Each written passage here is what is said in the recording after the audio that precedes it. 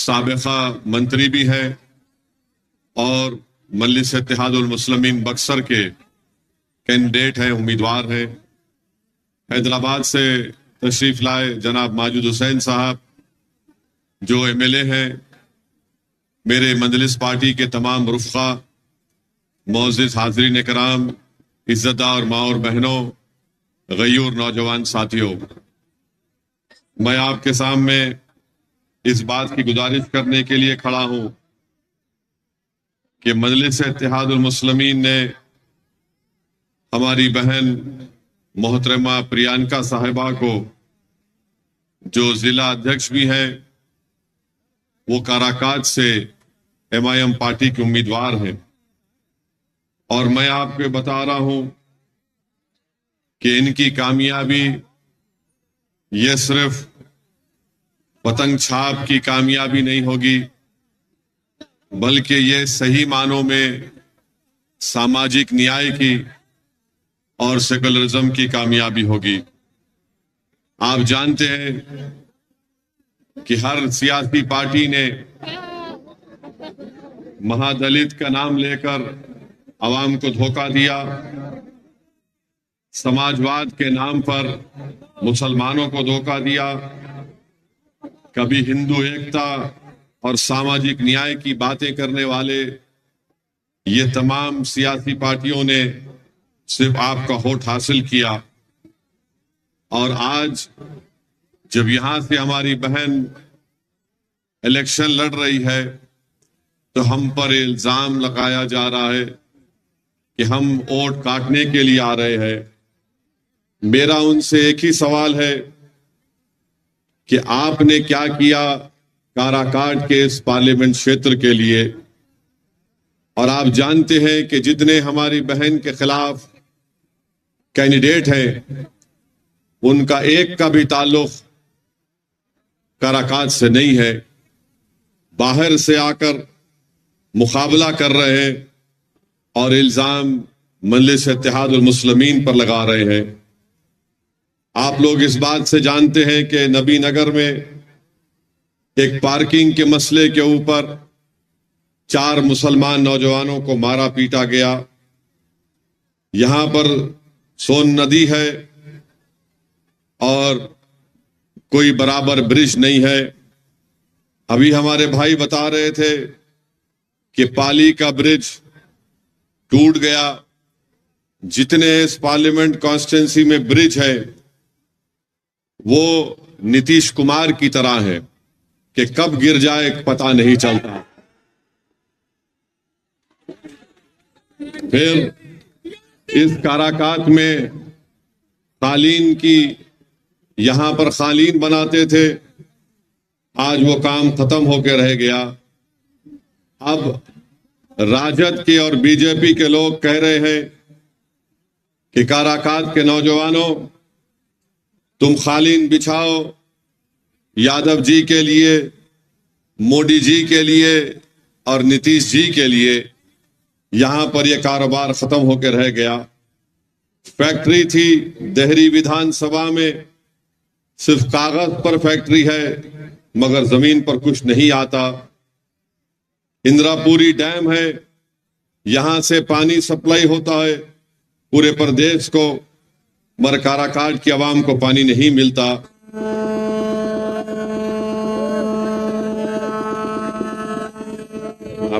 आपका फोन उठा लीजिए। यहां पर बंसारा गांव है, जनता को पानी नहीं मिलता। गांव में मंडी नहीं है, कोई विकास का काम नहीं हुआ। हां, बालू माफिया का विकास हुआ मगर यहां की गरीब जनता का कोई विकास नहीं किया। कोविड के जमाने में कई यहां के युवा दूर दूर से पैदल चलकर काराकाट को वापिस आए। ट्रेन बसेस नहीं थी और जब कोविड की दूसरी वेव हुई, अस्पताल नहीं था। ऐसे वक्त पर हमारी बहन प्रियंका ने अपने घर को अस्पताल में तब्दील किया। आप बताइए, आज जो हमारी बहन के खिलाफ जितने कैंडिडेट हैं, क्या वो आपको कोविड के दौरान नजर आए, नजर नहीं आए? तो मेरे अजीज दोस्तों और बुजुर्गों, हम आपसे अपील कर रहे हैं कि 1 तारीख के दिन आप काराकाट से हमारी बहन प्रियंका को, जो मल्ला समाज से उनका ताल्लुक है, उनको कामयाब करिए। यही सामाजिक न्याय की कामयाबी होगी। और ददन पहलवान साहब जो बक्सर से MIM पार्टी के उम्मीदवार हैं, उनको भी कामयाब करिए। आपको हम यही बताना चाहते हैं कि दालमिया की फैक्ट्री बंद है, सिंचाई का कोई काम नहीं है, ट्रेन के कोई कनेक्टिविटी नहीं है, महिलाओं के लिए कॉलेज नहीं है, रोड नहीं है। अगर आप एक अच्छा फैसला लेंगे तो यकीनन इंशाअल्लाह ताला यहां से जब हमारी बहन कामयाब होकर जाएगी, आपके बहुत से मसाइल का हल निकलेगा, विकास होगा। बल्कि मैं आपको खुशखबरी सुना रहा हूं कि आज शिवहर में, उस कॉन्स्टिट्यूंसी का शिवहर है ना, जहां पर हमारे उम्मीदवार राणा रंजीत सिंह है, अभी हमको फोन पर इत्तला दी गई कि आज मतदान हुआ वहां पर, और वहां की जनता ने यह फैसला लिया कि अब के बाद राणा रंजीत को अपना MP मुंतखब करेंगे इंशाअल्लाह ताला। किशनगंज की आवाम ने मुत्तहिदा तौर पर एक होकर अख्तरुल ईमान साहब को कामयाब करने का फैसला कर लिया। और इंशाअल्लाह ताला जब 4 तारीख को नतीजे आएंगे तो आप देखेंगे कि असदुद्दीन ओवैसी के साथ पार्लियामेंट में ददन पहलवान भी जाएंगे, राणा रंजीत भी जाएगा, हमारी बहन प्रियंका भी जाएंगी, और इंशाअल्लाह ताला औरंगाबाद से इम्तियाज जलील साहब भी हमारे साथ जाएंगे। किशनगंज में 26 अप्रैल को मतदान का दिन था, तो इतनी तकलीफ लालू यादव को हो गई कि मतदान के दिन लालू यादव को मालूम हो गया कि अब पूरे किशनगंज में पतंग छाप पर वोट लगने वाला है। तो बेहिसी के आलम में, परेशानी के आलम में लालू ने मतदान के दिन एक वीडियो बनाया, और वीडियो में लालू यादव ने कहा कि ओवैसी को वोट मत दो, ये वोट काटेगा, तुम किसी और जावेद को वोट, अपना वोट दे दो। लालू जी, हम आपको बताना चाह रहे हैं कि आपने बरसों MY का नाम लेकर सबकी आंखों में धूल झोंका। लालू जी, हम आपको बताना चाह रहे हैं कि आपने MY का नाम लेकर आपने सत्ता तो हासिल कर लिया, आप बरसों मुख्यमंत्री बने, फिर आपने अपनी पत्नी को मुख्यमंत्री बनाया, उसके बाद आपने अपने दोनों बेटों को विधायक बनाया, अपनी बेटी को आपने मेंबर ऑफ पार्लियामेंट बनाया, फिर आपने अपने एक दामाद को जो उत्तर प्रदेश के हैं उनको आपने सांसद बनाया। लालू जी, आपका दिल कब भरेगा बताइए? यानी आप मुख्यमंत्री बरसों, राबड़ी देवी मुख्यमंत्री बरसों तक रही, अब आपके दोनों बेटे विधायक बने, एक डिप्टी चीफ मिनिस्टर बन गए, अपनी बेटी को आपने राज्यसभा भिजा दिया।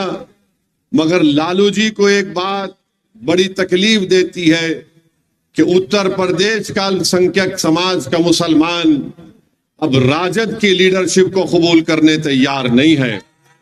वो ये तय कर चुका है कि लालू यादव और उनका परिवार ने MY के नाम पर एक समीकरण सिर्फ जबानी तौर पर लालू ने बनाया और सिर्फ मुसलमानों के वोट को हासिल किया, और उसके बाद सिर्फ सत्ता उनके बेटों को या उनकी बेटी को दे दिया गया।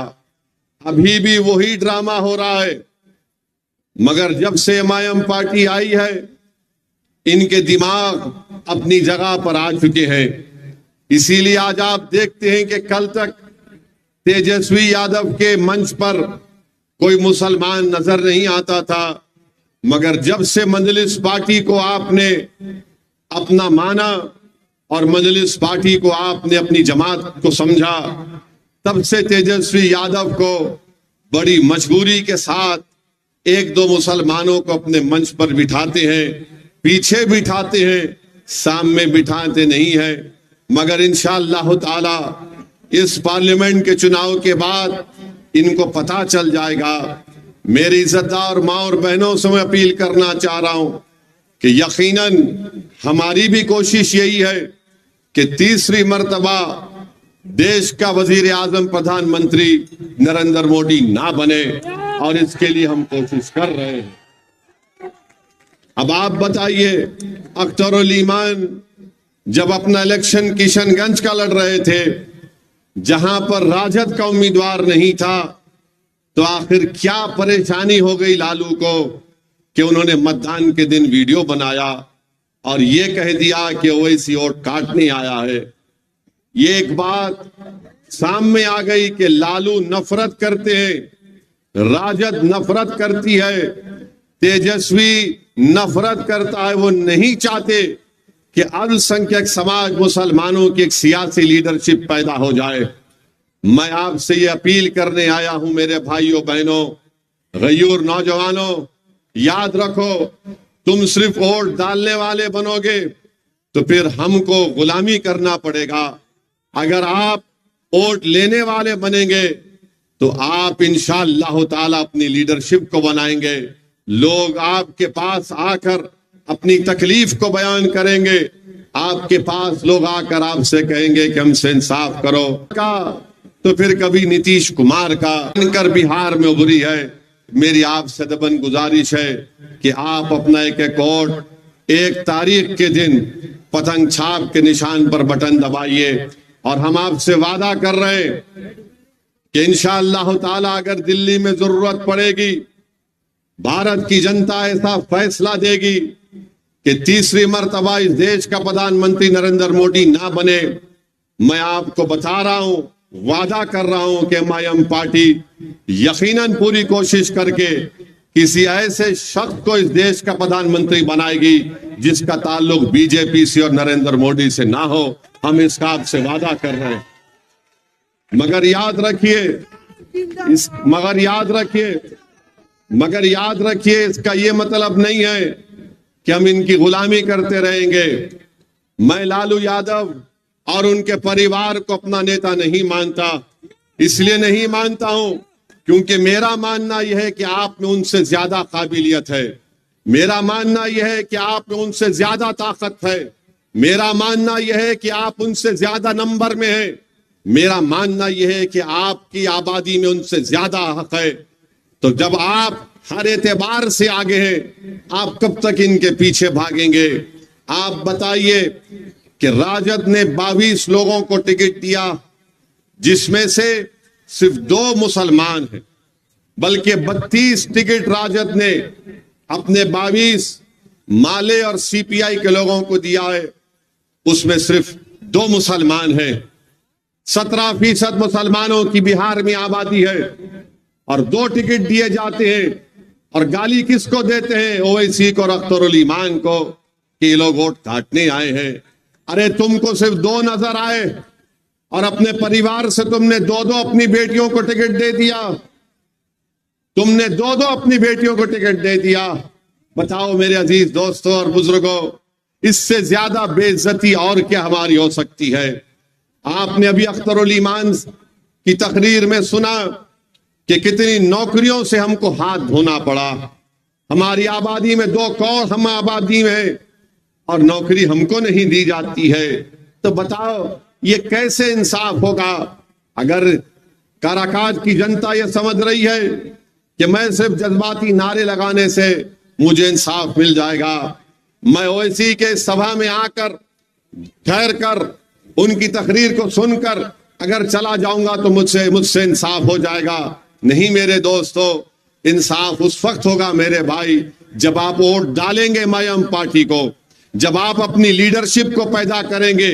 ये जो लड़ाई हम और अख्तरुल ईमान और इंजीनियर आफ्ताब साहब, हैबर साहब और ददन पहलवान लड़ रहे हैं, ये लड़ाई आपके लिए लड़ रहे हैं, इन नौजवानों के लिए लड़ रहे हैं, इन मासूम बच्चों के लिए लड़ रहे हैं, क्योंकि आने वाला कल आपका होगा। हमारी जिंदगी का भरोसा नहीं कि कब हमारी जिंदगी का समा गुल हो जाए, मगर ये लड़ाई तुम्हारे लिए लड़ी जा रही है ताकि आने वाले कल में तुम किसी की गुलामी ना कर सको। तुम खड़े होकर नेता बनो, तुम पार्लियामेंट में जाओ, तुम बिहार की विधानसभा में जाओ और जाकर अपने इंसाफ की लड़ाई लड़ो ताकि आने वाला मुस्तकबिल तुम्हारा हो सके। बल्कि मैं बिहार के उन तमाम अल्पसंख्यक समाज के मुसलमानों से अपील कर रहा हूं, क्यों नहीं आप मुख्यमंत्री बन सकते बिहार के? आने वाले विधानसभा में हम बताएंगे इंशाअल्लाह ताला लालू को, नीतीश को, कि बिहार का मुख्यमंत्री एक मुसलमान भी बन सकता है इंशाअल्लाह ताला। हम कब तक इन लोगों की गुलामी करते रहेंगे? MY के नाम पर वोट तो हासिल कर लेते हैं, मगर बताइए आप एक ट्रेन में रेलवे पुलिस का एक शख्स गोली मारता है ट्रेन में, तो आप देखते हैं कि मरने वाले का ताल्लुक बिहार से था। दरभंगा के बाजू मधुबनी की गांव का रहने वाला जिले का कोई राजद का नेता जाकर उस मरने वाले के घर पर जाकर उसको पुरसा नहीं देता। हम गए, हैदराबाद से गए, रहने वाला बिहार का था मैं राजस्थान में रहता था, हम वहां पर गए। बताइए आप कब तक ये नाइंसाफी का दौर चलता रहेगा? मेरे अजीज दोस्तों और बुजुर्गों, मेरे अजीज दोस्तों और बुजुर्गों, ये बड़ी बड़ी बातें करते हैं, हम ये कर देंगे, हम नौकरी दे देंगे। अरे भाई, तुम नौकरी अगर दे रहे हो तो बताओ, इतनी बड़ी आबादी अल्पसंख्यक समाज मुसलमानों की है, हमसे इंसाफ क्यों नहीं हुआ? कितने साल हुकूमत थी अख्तर भाई राजद की? 17 साल 15 साल राजद की हुकूमत थी। 15 साल मुख्यमंत्री लालू राबड़ी, फिर उनके बेटे डिप्टी चीफ मिनिस्टर। बताइए आप कब तक ऐसा नाइंसाफी का दौर चलता रहेगा? हम आपसे अपील कर रहे हैं कि वोट एक अमानत है, उस अमानत का सही इस्तेमाल करिए। 1 तारीख को आपको डरने और घबराने की जरूरत नहीं है। जब यही राजद की सरकार थी, नीतीश मुख्यमंत्री थे, तो सीवान में एक 7 साल का मासूम बच्चे का नाम क्या था? 7 साल के सीवान का 7 साल का बच्चा है, 8 दिन जेल में रहता है और 8 दिन उसकी मां जेल के बाहर खड़े रहती है कि पहले तो 7 साल के बच्चे को जेल में नहीं डाला जाता। उसकी मां रो रो कर कह रही थी कि मेरा बच्चा बच्चा है, ये 18 साल का नहीं है, ये 16 साल का नहीं है, इसको छोड़ो, इसको बच्चों के घर में रखो। मगर 7 दिन तेजस्वी डिप्टी चीफ मिनिस्टर थे, सीवान में बच्चा जेल में रहा।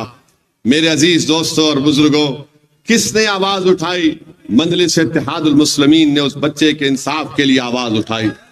CAA का कानून जब पार्लियामेंट में मोदी की जालिम सरकार उठा रही थी, बना रही थी कानून, 300 बीजेपी के MP के सामने मजलिस के 2 MPओं ने 300 बीजेपी के MP के सामने कहा ये CAA का कानून संविधान के खिलाफ है, हम इसको नहीं मानते, ये काला कानून है। हमने उस बिल की कॉपी को मोदी और अमित शाह की आंखों के सामने फाड़कर उसको फेंक दिया पार्लियामेंट। बताइए, आज मोदी कहते हैं, आज बीजेपी कहती है कि हम यूनिफॉर्म सिविल कोड लेकर आएंगे, यकसा सिविल कोड लेकर आएंगे। अपने दिल पर हाथ रखो, अपने दिमागों पर जोर डालकर अपने आप से सवाल करो कि अगर कल पार्लियामेंट में यकसा सिविल कोड या यूनिफॉर्म सिविल कोड का बिल लाया जाएगा तो क्या राजद का माले का कोई MP उठकर उसकी मुखालिफत कर पाएगा? कोई नहीं कर पाएगा। वो बोलेंगे नहीं नहीं, ये छोड़ो, तुम्हारा कोई काम नहीं, हम देख लेंगे। मेरे भाई, आप ताकतवर हैं मगर आपको अपनी ताकत का अंदाजा नहीं है। इसीलिए मेरी आपसे अपील है कि आप मुत्तहिदा तौर पर अपने एक वोट का इस्तेमाल करिए। और रहा सवाल हमारे प्रधानमंत्री का, मेरे भाई, आप और हम सब लोग अपनी अम्मा के पेट से पैदा हुए ना, होए ना, आप और हम सब। अम्मा ने हमको, अल्लाह ने हमको खून के खतरे से एक लुथड़ा बनाया। 9 महीने के बाद अम्मा ने हमको पेट से निकाला, हम पैदा हुए। ये वाहिद शख्स है प्रधानमंत्री जो कह रहा है कि मैं बायोलॉजिकली पैदा नहीं हुआ। नाना हंसने की बात नहीं है, उन्होंने कहा यह बात को, उन्होंने कहा इस बात को कि मैं बायोलॉजिकली पैदा नहीं हुआ। अब आप बताइए, 130 करोड़ जनता का प्रधानमंत्री है, चाहिए। यानी एक साइंस था ना, फिर कहा था कि भाइयों बहनों 15 लाख डालूंगा, फिर कहा था 2 करोड़ नौकरी दूंगा हर साल। 2014 हो गया, 2019 शुरू हुआ तो मोदी ने कहा मैं आपका चौकीदार। कहा था ना, मैं आपका चौकीदार हूं। फिर चुनाव हो गया तो कहा मैं आपका सेवक हूं, फिर कहा सेवक हूं। अब 24 आ गया तो कह रहे हैं कि मैं बायोलॉजिकली नहीं पैदा हुआ। अब मोदी ये कह रहे हैं कि मुझे खुदा ने, शक्ति ने किसी मकसद के लिए पैदा किया है। अब वो दिन दूर नहीं है कि नरेंद्र मोदी कह देंगे कि मैं ही सब कुछ हूं, मेरी पूजा करो। आप बताइए, नरेंद्र मोदी अगर ये कह रहे हैं कि ऊपर वाला एक शक्ति, एक मकसद के तहत उनको यहां पर पैदा किया है। मोदी जी, जब कोविड के 2 वेव हुए तो बिहार के नौजवान जो मुंबई से, दिल्ली से, हैदराबाद से, बेंगलुरु से पैदल चलकर आ रहे थे, तो क्या इसीलिए ऊपर वाले ने आपको प्रधानमंत्री बनाया था कि उनको तकलीफ पहुंचाए जाए? बताओ मोदी, जब आप कह रहे हैं कि आपको ऊपर वाले ने काम के लिए रख दिया, तो आपने पूरे देश को बंद कर दिया। 130 करोड़ जनता को नरेंद्र मोदी ने चंद घंटों की भी मोहलत नहीं दी और कहा कि भाइयों बहनों लॉकडाउन होगा। देश को बंद कर दिया मोदी ने। और मोदी कहते हैं कि मैं एक शक्ति है, मुझे किस खास काम के लिए भारत में यहां पर काम करने के लिए रखा गया। मोदी जी, आप अहंकार का शिकार हो चुके हैं, आप गुरूर में डूब कर बोल रहे हैं। याद रखो, भारत एक देश है और देश बड़ा है। नरेंद्र मोदी, तुम देश से बड़े कभी थे ना कभी रहोगे इंशाअल्लाह ताला। मोदी जैसे 56 लोग आके चले जाएंगे, मगर भारत रहेगा इंशाअल्लाह।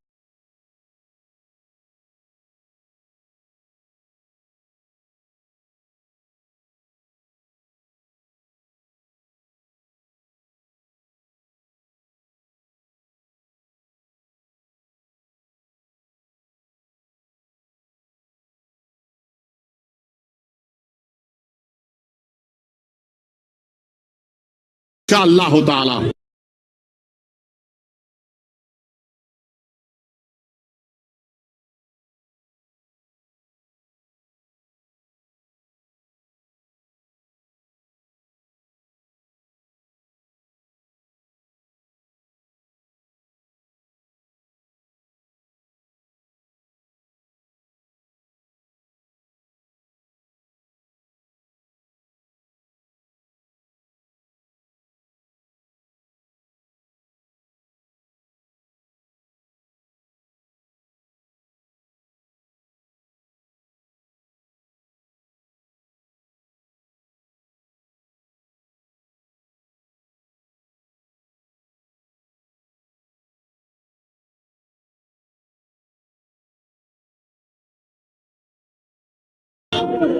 भारत किसी एक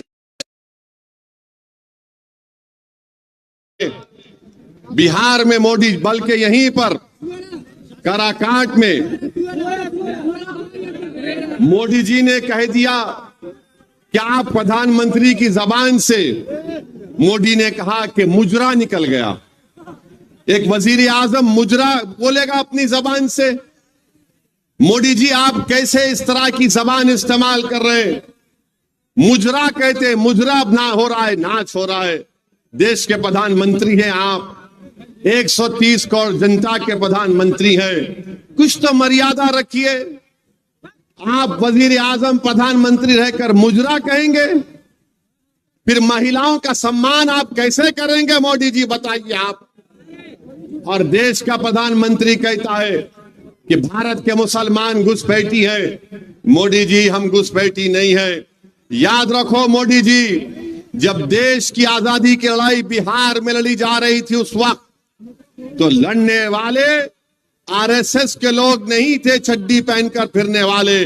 लड़ने वाले हमारे बुजुर्ग थे जो जेल की सजाओं को भुगते, अंग्रेजों की लाठियां अपने सर पर खाई, अपना सब कुछ कुर्बान किया, और आज हमको घुसपैठी कहती है। मोदी जी कहते हैं कि मुस्लिम महिला ज्यादा बच्चे पैदा करती है। मोदी जी, झूठ है ये। आपकी सरकार का डेटा कहता है कि मुस्लिम महिलाओं का TFR rate, total fertility rate बहुत ज्यादा, सबसे ज्यादा गिरा है। और देश के प्रधानमंत्री को हम कहना चाह रहे हैं कि आप जब तक जिंदा रहेंगे और जब तक दुनिया रहेगी, आपने जो हमारी बेइज्जती की और ये कहा कि हिंदू बहनों के गले से मंगलसूत्र निकालकर मुसलमानों को दे दिया जाएगा। मोदी जी, अगर इस देश में अगर कोई हिंदू बहनों के मंगलसूत्र की हिफाजत करने के लिए अगर जान के नजराने अगर कोई देता आया और देता रहेगा तो मुसलमान है। हम किसी बहन के गले से उतरा मंगलसूत्र लेने वाले नहीं है। मोदी जी, क्या हमारी गैरत नहीं है? क्या हम में हमियत नहीं है? क्या हम में इज्जत नफ्स नहीं है कि कैसे तुमने हमारी बेइज्जती करने के लिए इस तरह की बकवास की? देश की जनता देख रही है, देश का वो तमाम नौजवान देख रहा है कि देश का प्रधानमंत्री क्या क्या बोले जा रहे हैं और बार बार बोल रहे हैं कि मैं आरक्षण ले लूंगा। याद रखो, बिहार के युवाओं को मैं पैगाम दे रहा हूं, जिस तरह मोदी ने आर्मी, एयरफोर्स और नेवी में अग्निवीर की स्कीम को लाए, जिसमें लाकर मोदी ने कहा कि सिर्फ 4 साल की नौकरी रहेगी, उसके बाद तुमको छोड़ना पड़ेगा भारत की आर्मी को, नेवी को और एयरफोर्स को, और तुमको सिर्फ 10 लाख या कुछ पैसे दे दिए जाएंगे।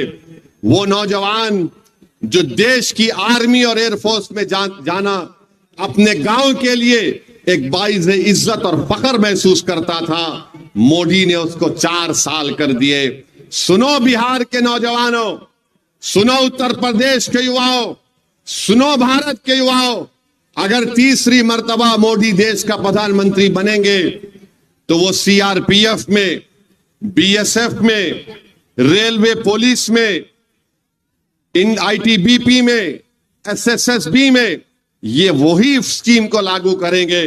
जब देश की आर्मी में 4 साल मोदी ने ला लिए तो क्या चीज रोक सकती है मोदी को कि युवाओं से कह दो कि सीआरपीएफ में तुम जाना चाहते हो, तुम बीएसएफ में जाना चाहते हो, एसएसबी में जाना चाहते हो, रेलवे पुलिस में जाना चाहते हो, तो तुमको सिर्फ 4 साल की नौकरी मिलेगी, उसके बाद पेंशन नहीं मिलेगा, उसके बाद अगर तुम बीमार पड़ोगे तो गवर्नमेंट के खर्चे पर इलाज नहीं होगा, तुम्हारे रिटायरमेंट के बाद तुम्हारे बच्चों की शिक्षा का इंतजाम नहीं होगा। इसीलिए नौजवानों, युवाओं, मैं तुमसे अपील कर रहा हूं कि देख समझ कर अपने वोट का इस्तेमाल करो। अगर तुम बीजेपी का साथ दोगे तो तुम अपनी बर्बादी को दावत दे रहे हो। नौजवानों, अगर दोबारा तीसरी मर्तबा देश का प्रधानमंत्री मोदी बनेगा तो नौजवानों, तुम्हारा मुस्तकबिल खराब हो जाएगा, तुम्हारा कोई मुस्तकबिल नहीं होगा। क्या होगा देश में कि मस्जिद और मंदिर के नाम पर लड़ाया जाए, मस्जिद और मंदिर के नाम पर लड़ाया जाए और बीजेपी उस पर अपनी रोटी सेकते रहेगी और सत्ता को हासिल करते रहेगी। इस देश में सबसे बड़ा मुद्दा हिंदू मुसलमान नफरत से ज्यादा बेरोजगारी का है, महंगाई का है। बताओ क्या हो रहा है? ना रोजगार है, ना महंगाई कम हो रही है। और मोदी जी से आप बोलेंगे तो मोदी जी बोले, अगर आप जाकर पूछेंगे बीजेपी आरएसएस मोदी से कि ओवैसी ने अपने भाषण में कहा कि बेरोजगारी बहुत बड़ा मुद्दा है, तो मोदी बोलेंगे वो लाख डाल देंगे, लाख डाल देंगे। उसको लॉक डाल देंगे। मोदी जी, आपने 500 रुपए की नोट, 1000 रुपए की नोट जो गायब कर दी आपने, उसमें कई छोटे छोटे कारखाने हमेशा के लिए बंद हो गए, फैक्ट्रीज बंद हो चुकी हैं। मगर मोदी को उसकी लाख डालने की फिक्र नहीं है। मगर मोदी जी सत्ता में आने के लिए नौजवानों को यह पैगाम दे रहे हैं। तो मेरी आपसे अपील है कि आप 1 तारीख के दिन सुबह के वक्त में निकलकर अपने के कोड का इस्तेमाल करिए। यकीनन गर्मी बहुत रहेगी, यकीनन गर्मी बहुत है, मगर मैं अपने बुजुर्गों से, हमारी माँ और बहनों से कहना चाहूंगा, ये गर्मा का मौसम है।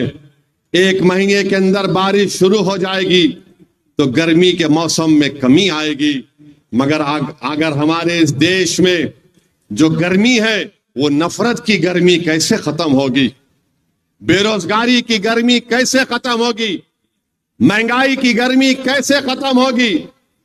जो हमारे बुजुर्गों की आंख में आंसू हैं, हमारी माएं परेशान है अपने बच्चे और बेटियों के मुस्तकबिल को सोच सोच कर।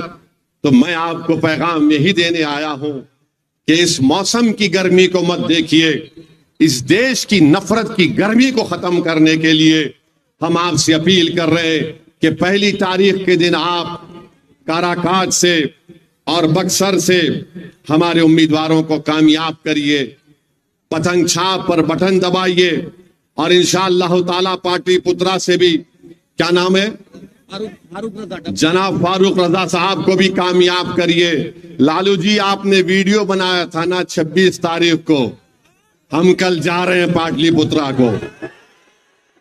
और लालू जी याद रखिए, हम आपका कर्जा नहीं रखेंगे बाकी इंशाअल्लाह ताला। बहुत कर्जे आपके हम पर हैं लालू जी। तेजस्वी, तुम्हारे भी बहुत कर्जे हम पर हैं।